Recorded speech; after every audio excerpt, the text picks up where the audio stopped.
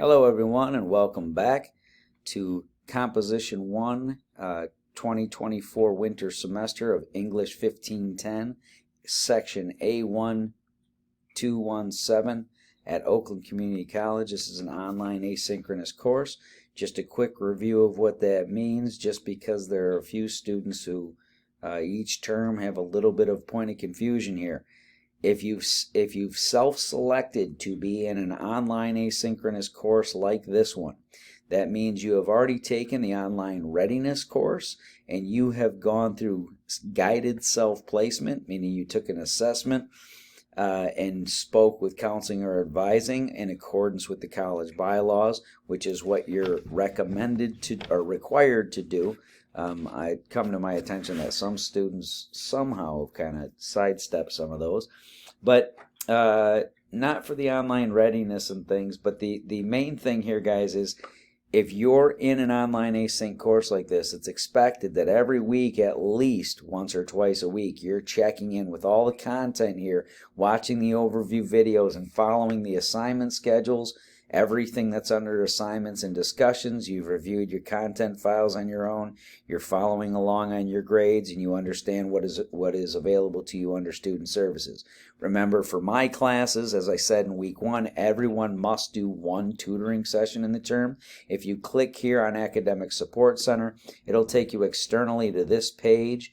Tutoring services are listed right here, and if you click on that one, it'll take you to this next page that lists the tutoring schedules along with all the different academic seminars that are provided through the ASC and other departments. I give extra credit for any of these tutoring sessions and any seminars that students attend that I can any way relate to the course itself of English, right? I can't do it with math or econ.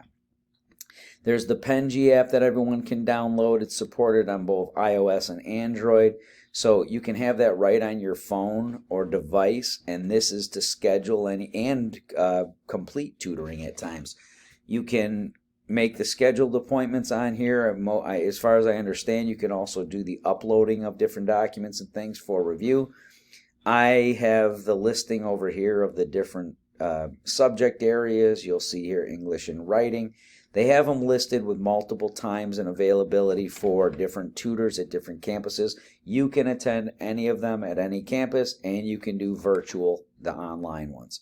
Now, having said that, I do require everyone to do one. This past week in week 1, everyone in the course was supposed to have completed, here under assignments, diagnostic essays while you're going to college. I got 21 out of 25 students submitted, and the same went for FERPA form and academic honesty form. These two different forms, you just needed to download, fill them out, and submit them into here. It didn't matter what file type as long as it was a readable one that wasn't Pages or a Google Doc. I could take a PDF or a JPEG, but most of them came in as Word docs. That was great. On the assignment files for writing, guys, they must be Microsoft Word documents. This is not something that we can bend in any way.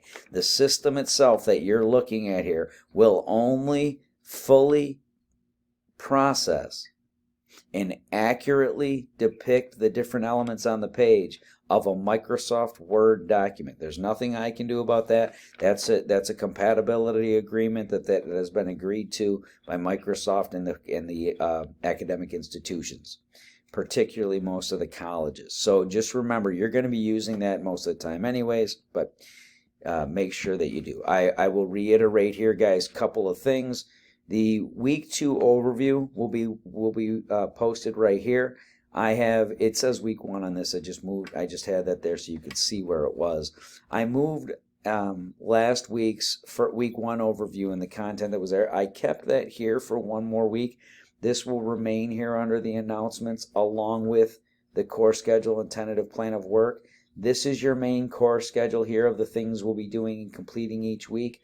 I just want you to note, guys, when you're looking ahead at readings, try to make sure that readings are done before assignment schedules. So in week 3, this should be done immediately while you're going through and completing summary outline stuff for this week. Some of you might actually find it easier to jump ahead and read memoir chapter.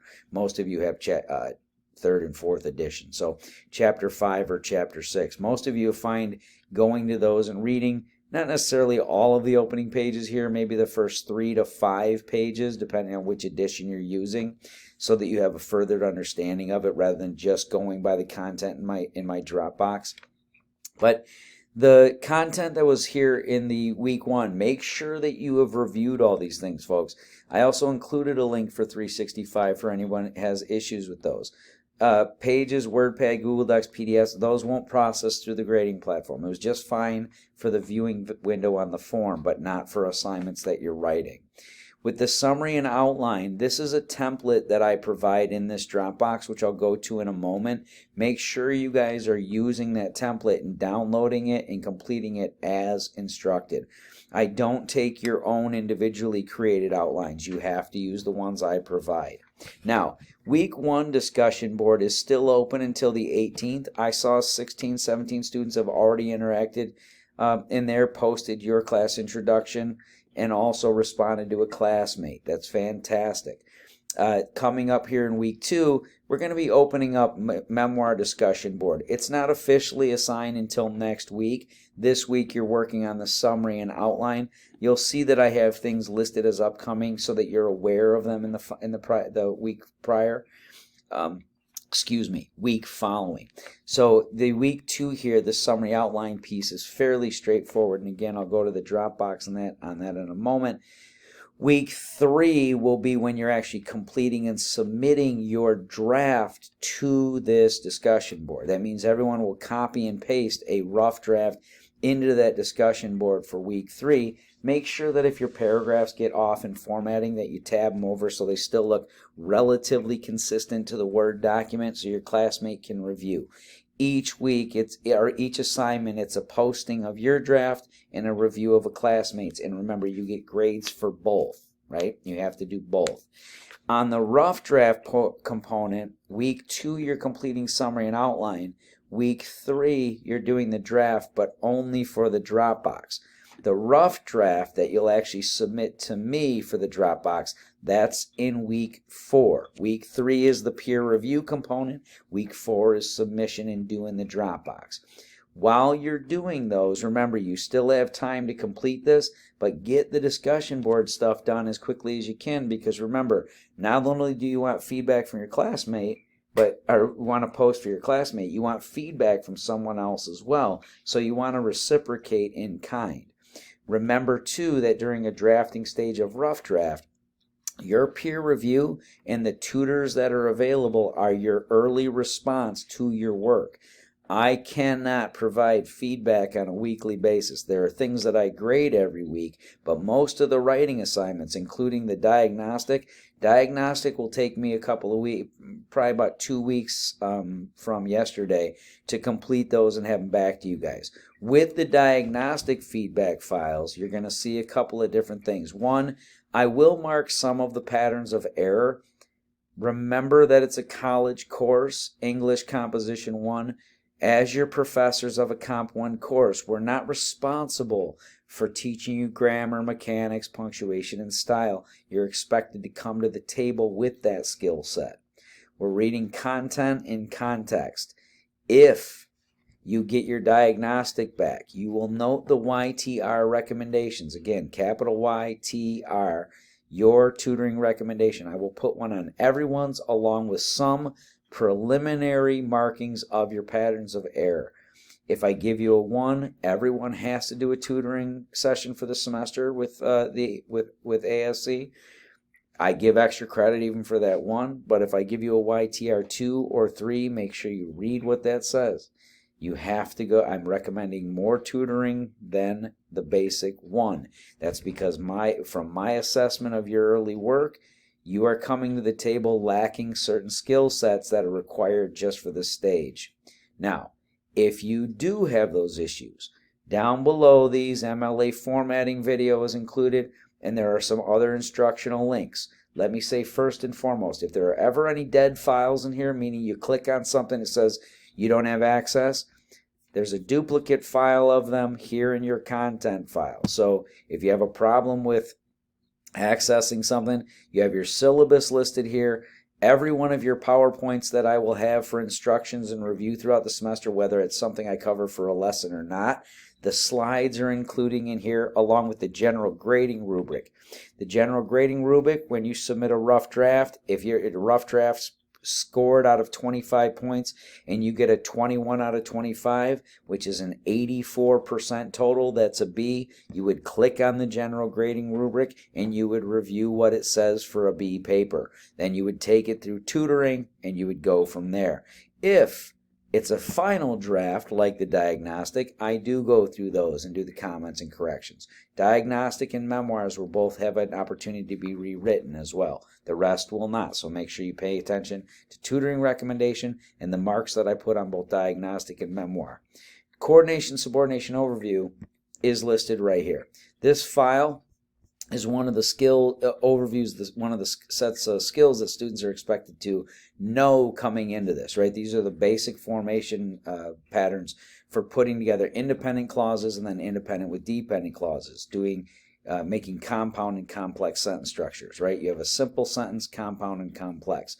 If you do not know these rules, this is here for you to review. If at any time you are on your home page under these instructional links and trying to review this, if this, for instance, were a dead file, it's not, it shows up still as a PDF that's openable.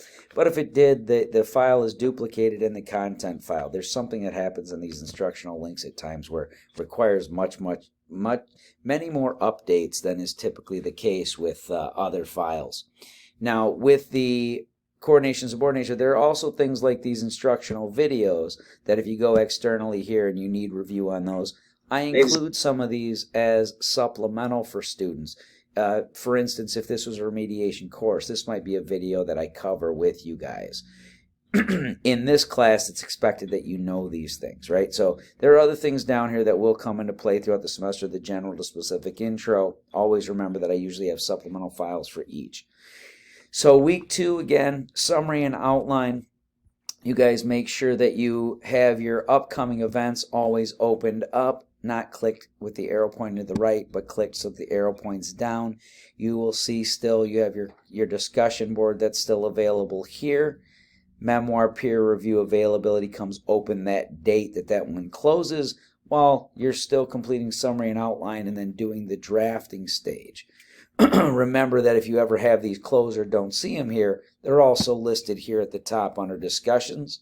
There's class introduction. Memoir will open up on the February 18th. Rhetorical analysis will open up on March 17th. Now, same goes for assignment schedules, guys. If there's something like this for this week, the memoir summary and outline, at any time when you miss any of those or have those, remember I don't accept late work, but if I'm notified and I have a doctor's note or something, I can make exceptions. Otherwise, it's a partial credit at best the first week following the missed submission. And still, that has to be a discussion between you and I always require messaging here and instant messaging first. Do not send emails. Utilize the instant messaging. Down here, all the assignments that are assigned and open to you guys, they're always listed right here, so anything that's accessible. If you do tutoring throughout the semester, your confirmation forms go here with the confirmation form that you've completed it. Not that you've scheduled one, but that you've completed it. This WS is for the end of the semester. Now, on the upcoming Dropbox here for this week, memoir summary and outline. There's an additional video. It's fairly long for instructional, but pause as you go through and you're understanding the things and review the contents there. The slides are also in your content file. The first part here is to write the summary on the template and then complete the outline. So make sure you read over all of these instructions and examples. Down at the bottom, click here. There's a rubric that's included. There's also a student sample paper. The student sample paper, if you scroll down through this, you'll see that it gives you this was an A paper. It's very well written. It's a little on the long side for one of these, but it's very well written and it meets all the requirements. The student's a very gifted writer who did this. Now, on the next, after the last page of it, you'll see there's another version of it that once you go through your outline, you'll understand what this is showing you. these are the different categories that you had to complete for this. So it shows you those in a breakdown. This is the outline. Here's the summary category you need to fill in. Remove all examples before writing your own, and you're going to fill this template out